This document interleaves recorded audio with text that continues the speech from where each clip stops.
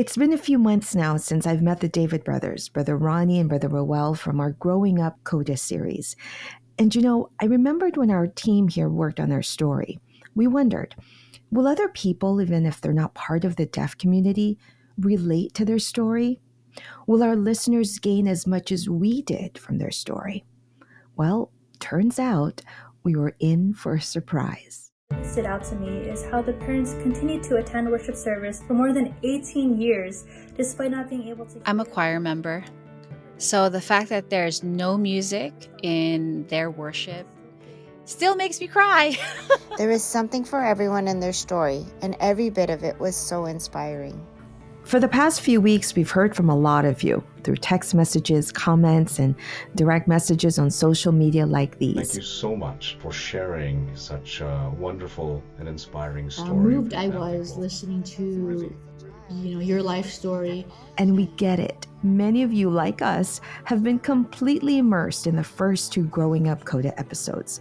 So immersed that some of you even told us that you've listened or watched the first two episodes a few times. The kids watched it first and they told me about it. I watched it a couple times already and I still cry about it. It's so inspiring. And you told us about your biggest takeaways and how these lessons are making an impact in your own lives. Sacrificing yourself so that your kids could have more, could have better. And one question we got from a lot of people was, will there be a part 3? Do we get to meet the parents? I did hear that part 3 was coming. Is mom gonna be in it? Oh, I would love to see her. I'm so excited. We heard you. And honestly, we were just as eager as you to meet their parents. You're listening to Making Changes. I'm Aliu Garcia Pablo. It's a show about the changes we go through and the life lessons we learn along the way, but always with God by our side.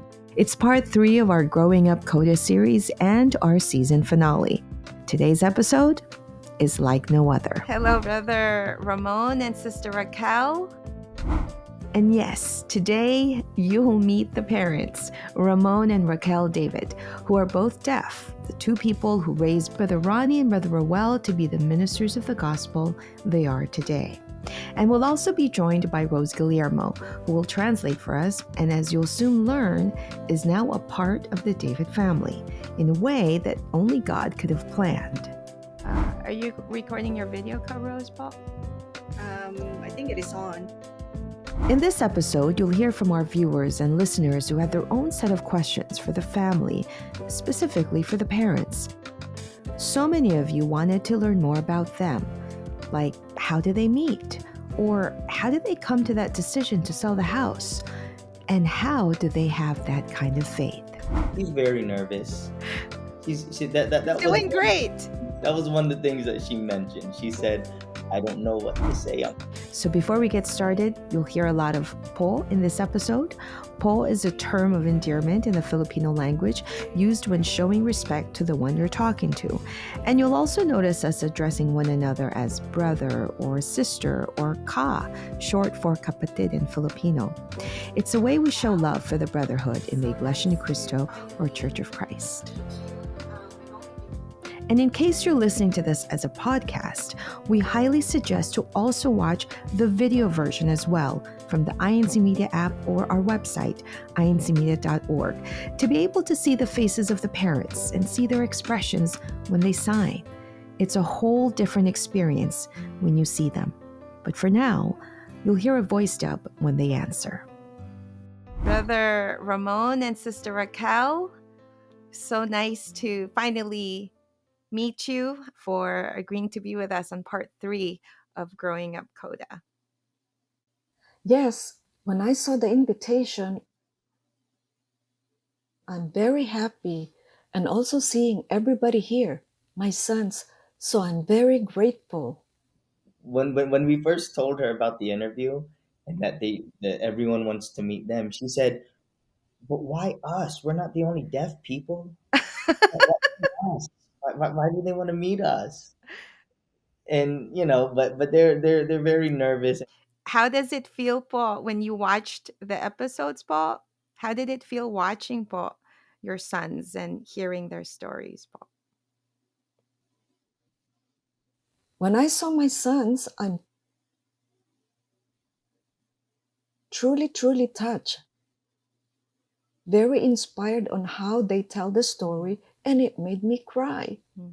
So thank God, and very, very happy and very proud of my sons. Which part hit you the hardest, Sister Raquel? Which part touched you the most from the stories they told? You're just going to make me cry. Well, I can still feel the reality of our stories and how my sons grow up. And I'm deaf, and I cannot believe it that they are now ministers. And this is really God's gift. I know that God helped my sons and where they are right now. And this really made me happy and very proud. So I really thank God for this. So I know that God will always take care of my sons and their family. He will never forget us, and I truly, truly love God. Truly, truly love God. This is a statement that their mother Raquel said over and over again in this interview. Her deep love and respect for God is truly undeniable, and that alone explained it all. How the boys were raised, how she worshiped, and how she lives her life every day with no excuses and with no fear. And then it was time for them to answer your questions. And because this special episode is for you, our listeners, our viewers, I wanted to start with what shocked many, if not all, who listened to part 2. This question is from Jan. She's actually one of our producers here at INC Media and who helped us in this recording. My video was long-winded. My question is, when we found out that you sold your house, for, what were your prayers like? What made you decide, okay, we have to sell the house? And what was your conversation with your husband like? Was it easy? Was it an easy decision? Was it a hard decision? Because I cannot even share my French fries with my family, but you sold your house. So tell me how did that come about, Paul? It's a lot of stress. It worries me a lot. I know how difficult life in the Philippines is, not having enough food, so that came to mind. With Roel, he got sick too. He did not tell me that he got sick when he was in the Philippines. He was hospitalized. How would you feel? I'm the mother. And so I have a niece who told me. And finally, she told me about my son being in the hospital. That worries me a lot. So as soon as I got home, I prayed more. I know we don't have a lot of income to support my sons, and so we came to the discussion. We have to sell the house. And so I continued to encourage my sons to just continue with their studies. I wanted them to continue to become a minister. And that will make me happy, and we will just be patient. We don't want to do anything that will ruin their studies. And so I constantly ask for help. So we decided to just move in with my sister and sell the house. That way, I'll be able to save some money and, find ways and means on how we can support my sons. And now they're doing very well. Thank God.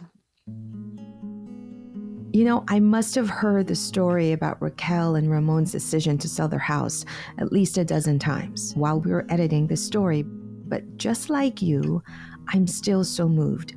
But let's back up a little bit and let's learn more about Raquel and Ramon before they became parents. Here's another story that so many of you wanted to know. What is your love story, Paul? How did you meet and how did you fall in love? That's all. Thank you again. Before we start, we just wanted to mention one thing we learned while producing this episode, which is that both mom and dad were actually not born deaf. As kids, they had both taken medication that caused them to lose their hearing. Mom Raquel was a few months old when she lost her hearing, while Dad Ramon was 6 years old when he lost his hearing. But anyway, back to their story. So initially, Ramon wanted to be friends with me, and I turned him down right away. He asked me if he can be my boyfriend, and I turned him down right away because I'm an Iglesia ni Cristo, and he's not a member, so I walked away. I kept on turning him down, and I refused to have any relationship because I'm an Iglesia ni Cristo. What was it about Sister Raquel that you saw and you liked? Why did you like her? Yes, answer why. Well, she's a woman who's very religious, and I like that better than the other girls that I saw. She always goes to church. Eventually, Raquel transferred from a deaf school to a hearing school. Then one day, a knock came at the door. So before visiting my house, he kept on asking our friends and classmates where I live. And so he got accompanied by someone to visit me at home. And while I'm at home studying, for my homework, my niece answered the door. She saw someone at the door, someone who was very handsome, and told me that there's someone, a guy who's at the door. And I still refused to see who's at the door. And when I saw it's Ramon, I told him, no, I don't have feelings for you and I don't want to be in a relationship. I just wanted to continue with my studies. Go home. I don't want you. And he insisted on knowing me. And I told him, I'm a member of the Iglesia ni Cristo. A long time ago, this is the sign for Iglesia ni Cristo. And he did not understand what Iglesia ni Cristo is, and he became very curious about it. He wants to know more about the church. And I told him, well, see for yourself and find out for yourself. Look for it. Please go home and look for it. So I basically did not help him to find this. But he's the one who searched for it. I don't even know what he did, but I think he just did it on his own, looking for the church. Yes, I actually wanted to go to the church, because I wanted to be blessed too. So he went through the doctrinal lessons and he was baptized. And then he came back to my house, knocked on the door, and told me that he was baptized. So she had no clue. She had no idea that he was doing Bible studies on his own. Well, when he knocked on the door and told me that he was baptized, I did not believe him. I thought he was joking. And I asked him, where did he get baptized? And he said, in Iglesia ni Cristo. There was a man, a brother in the Church of Christ, who invited me and, guided me. And I got baptized. I came here to see you, but I still did not believe at that time that he was baptized. I got baptized in Temple Central in Quezon City. And he did. A former Catholic, Ramon began attending worship services in Templo Central in Quezon City, Philippines. He had Bible studies and was eventually baptized. And soon, his dad also joined the church. So from there, Raquel now welcomed being courted by him, and eventually they got married. Meanwhile, her parents had petitioned her to come to America, and then it was her time to go. But she was 2 months pregnant with her first son, Ronnie. I was very concerned because I had to move to the United States. And so I decided to always pray for help, for guidance when I leave the Philippines for the U.S. What did she pray for? I was worried about my worship service. How am I going to get to the worship service if I'm here in America? And that was my concern. I was relying on my parents. Where will we go to church? Once Raquel arrived in America, she and her family would travel to Charleston, South Carolina for worship service, a 5-hour drive. But with her persistence to be able to worship consistently, Raquel found a way. So they were able to find other members across middle Georgia. And then they decided to have it there in the house in the beginning. And eventually it moved on to a YMCA when it grew bigger. And so on and so forth became Atlanta, then South Atlanta and North Atlanta. But yes, boy, it did start there in our house. So Sister Raquel was the instrument for the church to basically have worship services in the whole state of Georgia. Faith can truly move mountains. The brothers even talked about when their mom first came to America, not knowing yet where to worship. She would still get dressed on Sunday mornings and be in her room and pray. Or when she first had Brother Ronnie as a baby, she would leave the house and walk and just keep walking, just wanting to be out looking for the nearest Iglesia Cristo house of worship. Her faith was so deeply rooted that no one could pull it, change it, or weaken it. So a lot of questions, a lot of people, this is the comment that we got a lot of, is how in the world did both Sister Raquel and Brother Ramon, how in the world did they stay so strong in their faith for 18 years? Number one, first, not having a place of worship when they first arrived, but also not having an interpreter. How did they stay that strong in their faith and not, get lazy in their services or get complacent? Why were their faiths so strong all those years? Because I always felt that I always wanted to go to church and I don't want to miss any worship services. I always go to church because I know that God is the only one who can make me feel better. I don't want to just miss any worship services and be complacent. I want to go to church and do my service because I really, really love God. Ronnie and Roel, my family will tell them to stay home, and I said no. They're going to be with me to go to church. They are still my sons, and they will follow me, and they will go to church. And so we were always together going to church. Where does her love for God come from? How did she become like that? How did she become so faithful? I think this is a lot of respect for God. I always dream about God. It's just that I feel that I am. He's always by my side, regardless of what trials and difficulties I'm experiencing. And that's how I always felt. That's always been my feeling. It was at this point that I realized, while listening to Raquel and how she passionately talks about her deep love for God without saying a word, perhaps it's because living in a silent world and often in a lonely world all her life, that God has been her constant companion in her thoughts, in her dreams, and in every breath she took. Being an outsider in a hearing and unpredictable world, God had been the only one she could rely on.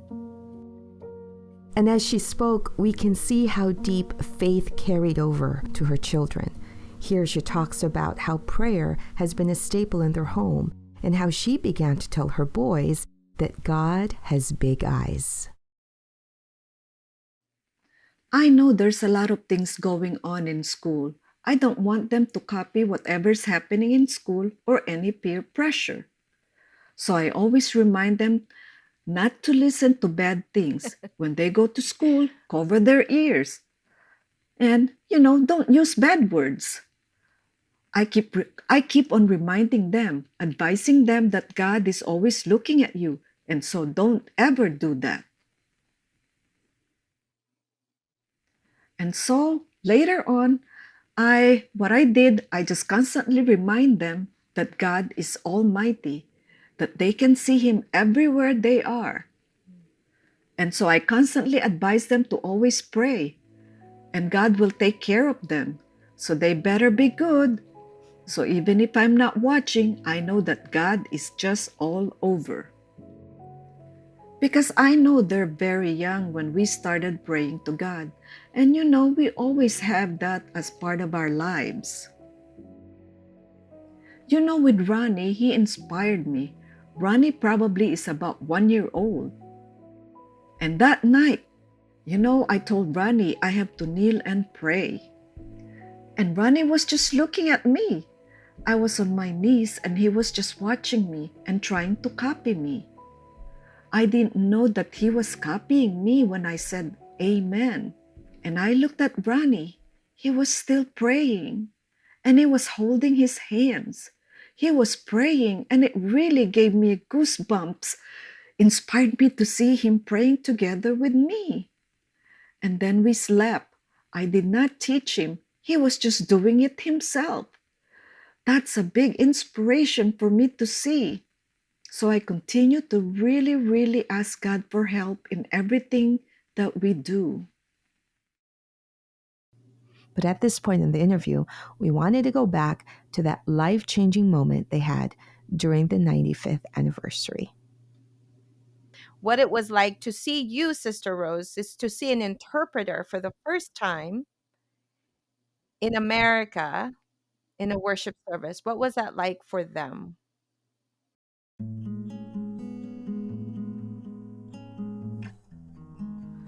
Well, I was just trying to be part and participate in the event. My husband Ramon keeps on telling me there's a sign language interpreter right there on the screen. And I did not see any interpreter. But then my husband, told me to just watch the screen. I did not actually understand a lot of American Sign Language. It was not as clear as before. However, I was just grateful. So when I saw the interpreter and I saw her on the screen, so I decided to get closer to where the interpreter is. My wife is very shy and she doesn't want to go in front. So I went to the front. I'm not shy.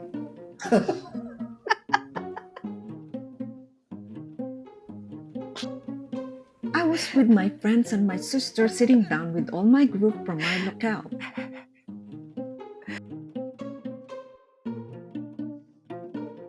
We all sat together. I was shocked. I felt like I've been wanting that for so long. I had to sit and really, really pay attention. I did not pay attention to anything else. It was a beautiful interpretation. I just loved watching it. I could envision the church having an interpreter everywhere I go. Well, I know. I've been waiting. I've been needing a sign language interpreter. So I've always wanted to see one. During the 95th, I cannot see from afar. So I had to move forward to see the interpreter right in front of me. That's what I did. I was also really curious about Rose's version of this pivotal moment. Yes, 95th is one of the most memorable moment of our lives. I do have my deaf friends and my parents that I was inviting. They were not members yet of the church. And one of the reasons we requested for interpretation because I have a lot of deaf friends who wanted to go to the 95th, living in Washington, D.C. So just when you think that the story of this family cannot get any more special, well, you see, at this point during the 95th anniversary, the Davids didn't know Rose, the ASL interpreter. She was from New York, while the Davids are from Georgia. What they did not know is that Rose is also a CODA, a child of deaf adults. She had been trying for over 2 decades to share her faith with her deaf parents and her friends in the deaf community. And so every chance she could, she would always sign and translate for them in church activities or Bible studies or worship services. And as you'll soon hear, the way that the lives of these two families will now be intertwined forever is proof that there's no such thing as coincidences. So we have probably about 10 deaf visitors. And it was a moment wherein I told myself I'm gonna rest a little bit since the main event is over, and I'm gonna sit. So I walk away from the camera, and I saw an empty chair, and there's a man who a brother who's just standing right there with the chair, holding on to the chair, but he was not sitting down. He was just standing there and holding on to the chair. So I asked the brother, he has the ribbon. When you have the ribbon, you're a member of the church. So I said, brother, are you going to use the chair? And then this brother started gesturing.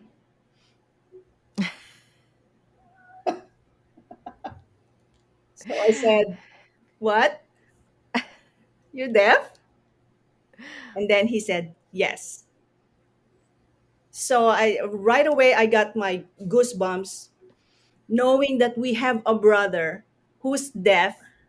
I've been dying to see deaf people in church. Primarily, my parents were not members at that time, and it's here on 95th anniversary. And then he started saying,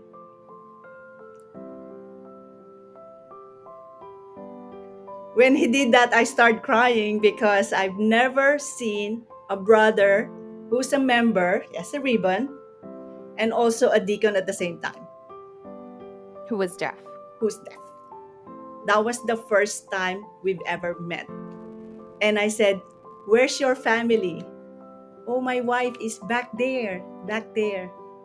Bring her over. I'm going to introduce you to my parents. And that's where it happened. Even though they didn't know it yet, but this would be the moment that God took their paths and joined it together, making their lives completely intertwined forever. Meanwhile, eventually, Raquel followed her husband Ramon and found a seat in front of Rose. And so in the beginning, like I said, I did not understand fully well American Sign Language. However, we're in constant communication with each other. And so I kept up with my ASL skills now. So finally, it's an open communication for us using this language. Now, before we go into the details of how both their families became one big family, let me tell you about our awesome ASL interpreter, Rose, who up to this point had never met another deaf church member. Well, she has her own story to tell. I've experienced so much persecution from my parents, and it's very difficult there's a barrier when it comes to communication. So I have to keep up with these skills of signing so that one day they will also be part of the Church of Christ. And so seeing someone who's deaf and a member and who's a deacon, that means my parents have hope. They have hope of getting saved. They have hope of becoming a member too one day. And they did. And because she's a CODA herself, she related to the brothers instantly. But if you have deaf parents, the bonding of the children, the hearing children, are just there. We share the same feeling. When you're sometimes we have to explain again and again to our parents what we are trying to say. And we might have our facial expressions, but that's actually just, explaining it further for them to understand. It's part of being CODAs. It's a bond you cannot just take it away.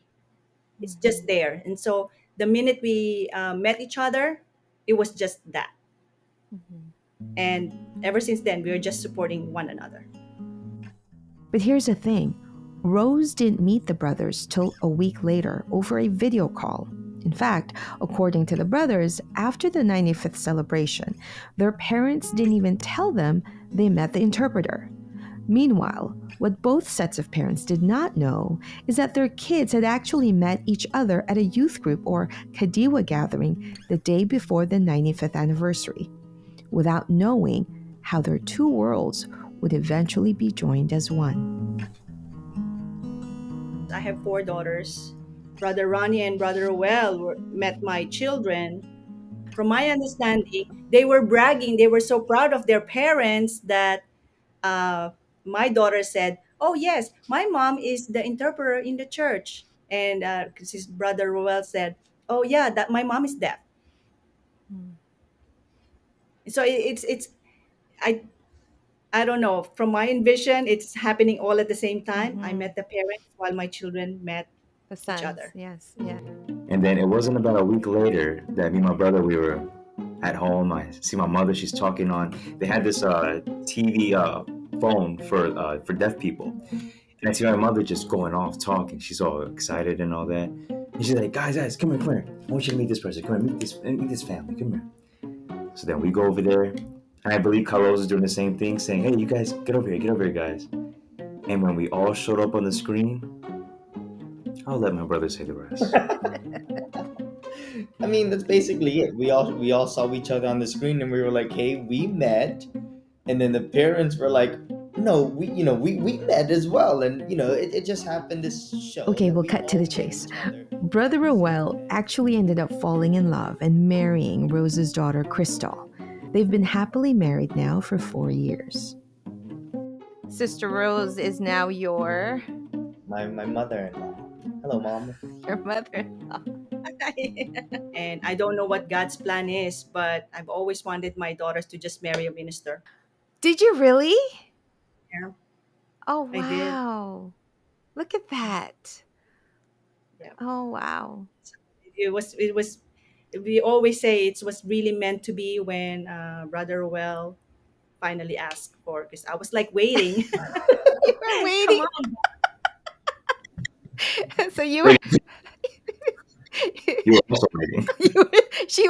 she was waiting more than her daughter was. Oh my goodness, what a beautiful story. So really all around everyone's prayers were answered. And as only fate and God's plan would have it, these two families are now one big, happy family. Oh, and there's more. Brother Ronnie is currently the resident minister in Belmore, New York, the same local congregation that Rose and her family are in. Coincidence? Nah, always God's plan. One thing, Sister Aliu, I can tell you, Paul, is that I I I am the first one in my whole side of the family to become a member of the Church of Christ.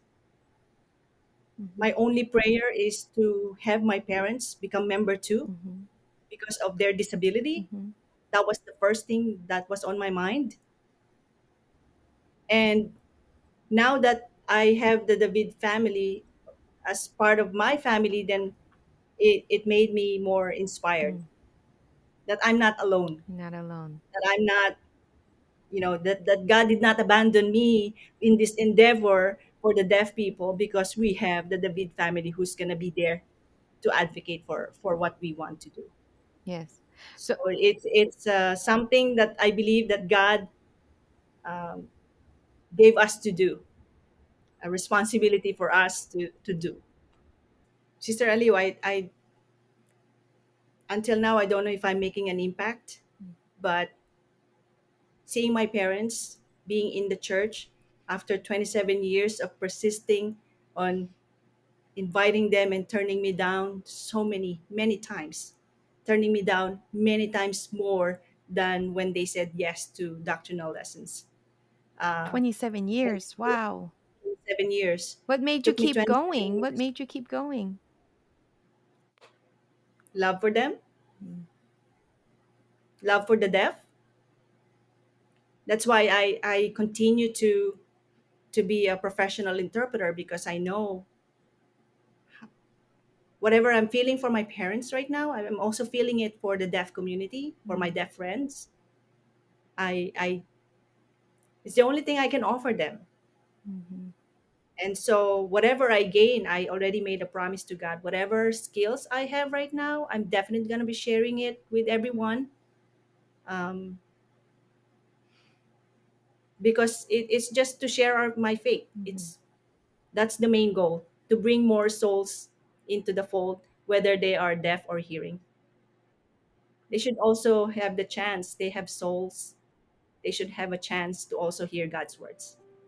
Both of Rose's parents were baptized into the true Church of Christ and are also as much of a part of this extended family. Hearing Rose say, I'm not sure if I'm making an impact is such a testament to the kind of heart she has of wanting to serve and help. What started as simply translating for her parents in 2005 has now evolved to being a certified ASL interpreter or translator. She's the pioneering member of CSD, or Christian Society for the Deaf, here in the States. Today, she teaches ASL classes as part of the New Era University certification program. My cultural background with the deaf community helps a lot po when it comes to that. And so the church administration's advice was to still study, get certification, get the experience needed, and move from there. And so with God's help po, I was guided properly and finally got that approval from the church administration, allowing me to be an interpreter in the church, because they also already saw the need for the future, for the deaf community, and for those people who really wanted to be saved. In the end, God heard the prayers of Rose and Raquel, these two women whose mission and goal were always to help save people and be of service, all for God's honor and glory. He heard, he listened, and he answered. Sister Raquel, your sons had mentioned that you had told them that you wanted them to be ministers so they could help the deaf community. When you see your sons on the CSD app, we saw them. When you see how your sons are not just preaching the gospel, but are also able to help save the souls of the deaf, in the deaf community, how does that feel like for you?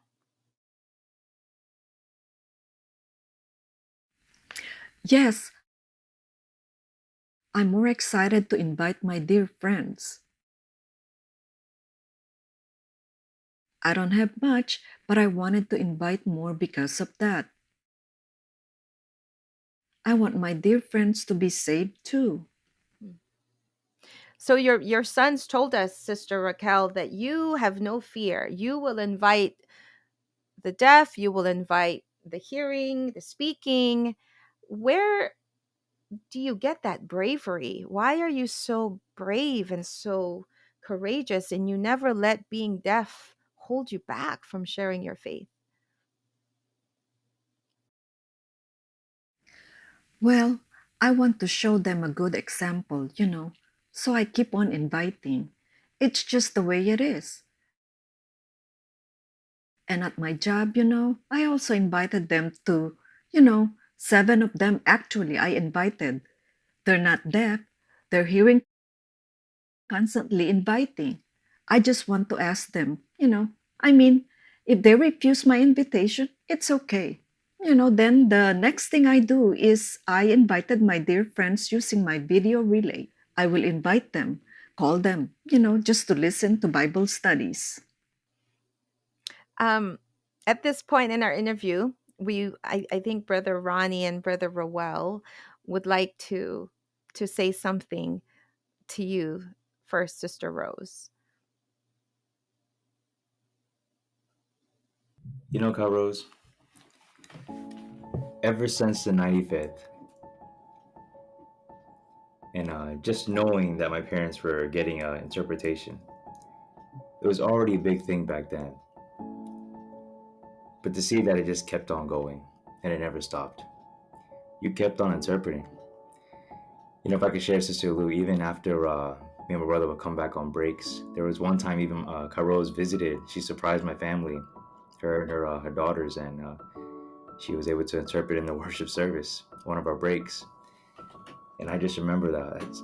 It meant so much to my parents. But Kyle Rose, I want you to know, it meant a lot to us too. We needed to see that. Because even for us, that first year, our prep year in school was very tough. And you need all the inspiration you can get. And to see you interpret for my parents, that was just another reminder. That was just something else to tell us that we need to keep on going. And to see that everything you keep on doing for the church, until now, you still are interpreting in the worship services.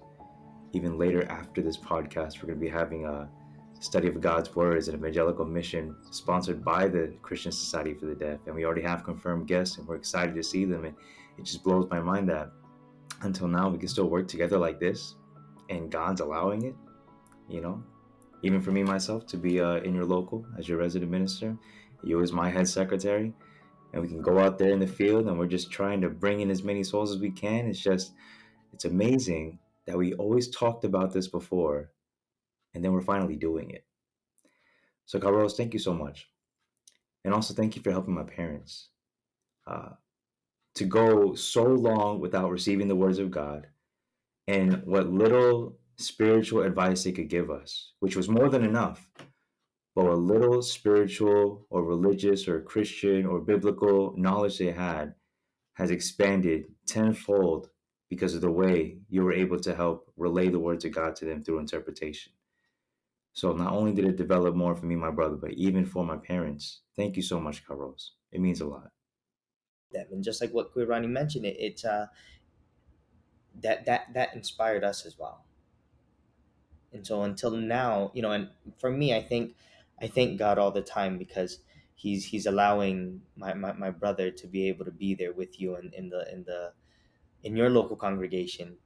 I'm thankful for that because I know that the work they can do together will be able to help so many more people like our parents. And so thank you so much. And of course, I can't, I have to be able to say thank you as well for accepting me to be your son.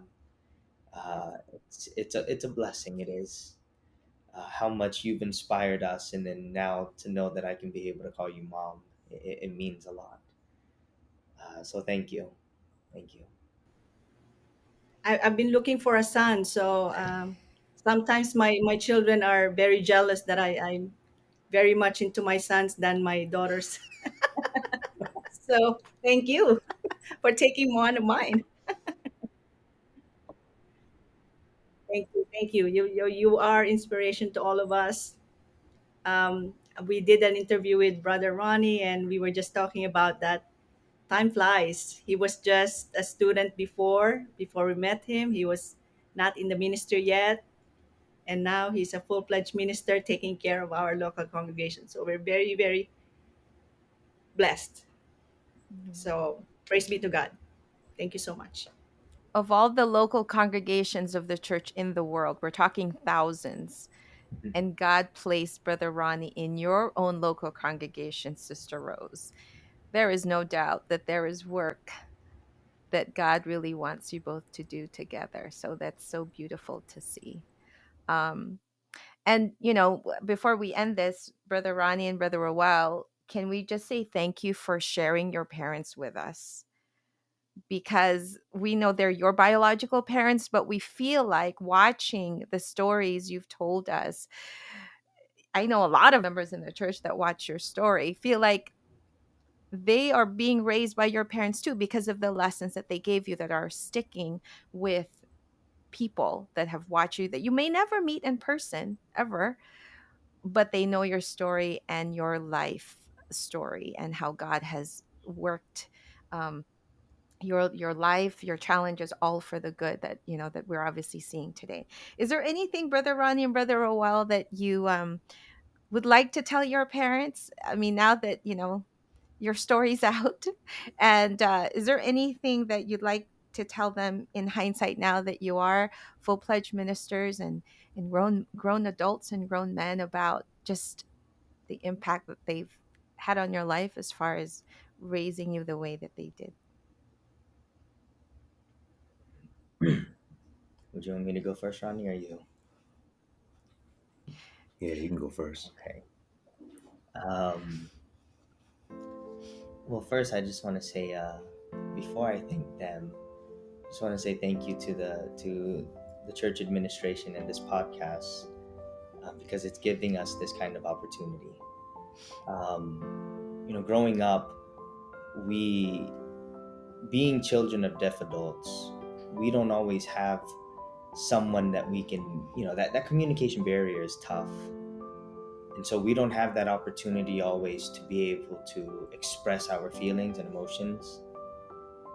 But then do something like this, you're giving us an opportunity to be able to really say thank you. We've never really done this when it comes to our parents, and so it means a lot to be able to actually do it. And so for Mom and Dad, thank you. Thank you for the example that you gave us. One of the questions that the brethren asked earlier was, how was it that you were able to raise two boys to be able to become ministers? Aimlessly, we already know what our purpose is in our life, and that is to worship and serve our Almighty. For everyone that's watching, if you notice, my mom and dad, they don't really answer the questions directly. But that's just because that, even when it came to raising us, they never raised, I guess we'll say they never raised us directly. It was always indirect with what they were teaching us. And it was always that example about prayer. It was when we were young, we were 1-2 years old. That's how she was already teaching us that example that she gave. And so, if there's anything I could say, it's just really thank you for being the best example that we have. Because everything we do now, everything we are, it's because of the example that you gave us. And so thank you. Even though we're in the holy ministry and we may not always be able to be together, but just like what you always taught us, we know that God is always taking care of you. So I just want to say thank you for always teaching us that. Thank you, Lord.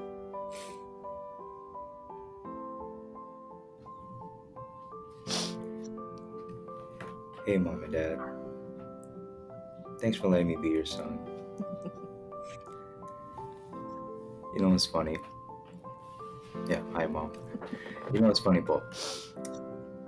And this is me talking to you right now, Mom and Dad. And you know what? Our life has been so simple this whole time, and that just reminds me how simple it was. And even nowadays, whenever I'm preaching, I always think about the younger ones, and I want the Kadiwa and Ben Hee, the younger generation, to really, really take our membership seriously. We only get this life one time. We only have one chance. And whenever I preach, and whenever I think about them, I always think about what my mom would say to me, what my dad would do for me, because it really did stick in my heart. And for some of them that are going through problems with their kids, or problems with their parents, and when families come to me and say we're having problems with each other, I try to tell them, just take it back. Take it slow. You got to sit back and realize God is doing something for you. Because even till now, even though I'm a full-fledged minister, even though I have my own local, I've been part of the district, my mom still takes her time to message me every once in a while and say, hey, did you eat anything today? Did you get enough sleep? Did you get enough to drink? And Mom, all I want to say is just thank you so much for teaching me that. I'm just so thankful that I can live my life inside the church, and that it could have went bad really fast. It could have went the wrong way. And I'm growing up now where I see a lot of my friends aren't with me. They don't hold on to their membership. Unfortunately, some of them let it go. And their parents said everything they could to them, and they didn't listen. I'm so thankful he didn't say that much. And I never forgot. And I just hope I can be like that to my kids one day. Because sometimes I'm scared when I see what this life has to offer to younger people. And if younger people are already going through such a hard time, how can I take care of my kids? What if I don't have the words to help them get through what they're going through, or to even stick to their faith? But you, Mom and Dad, you didn't say much. But here we are now. And I hope I can be good parents like you were to me and Roel. And I beg God that He'll continue to strengthen you too. Because until now, you're still my inspiration, Mom, Dad. You still remind us of what we need to do. And I thank God that He blessed us with parents like you.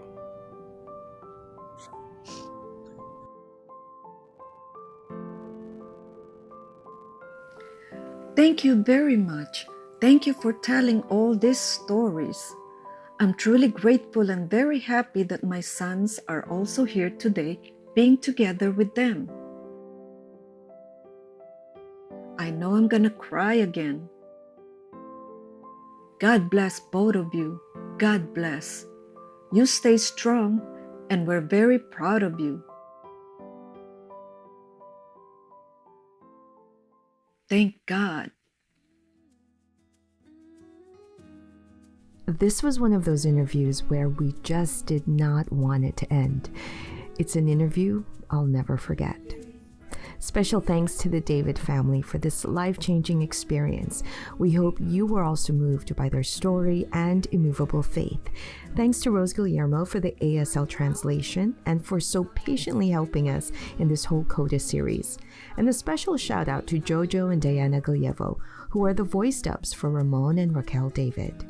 Well, we hope that you enjoyed this episode, and please share it with anyone you know who could use some hope and faithful stories like this today. Well, that wraps up season 2 of Making Changes. Thanks for listening, watching, and just being part of the story for this Growing Up CODA series. We'll be back in a few months with a new season. Meanwhile, be sure to follow us on our Making Changes podcast Instagram account, and we would greatly appreciate it if you can leave us a review wherever you get our podcast. Making Changes is hosted by me, Aliv Garcia Pablo, and co-produced and co-written with Michelle Beretta, edited by Mike Bigayan and Christina Fanier. Original music by Lauren Santos and Daniel Kitalik. Graphic design by Jason Salazar and doctrinal guidance by Brother Joe Velasquez. Thanks for listening, and may your change uplift you.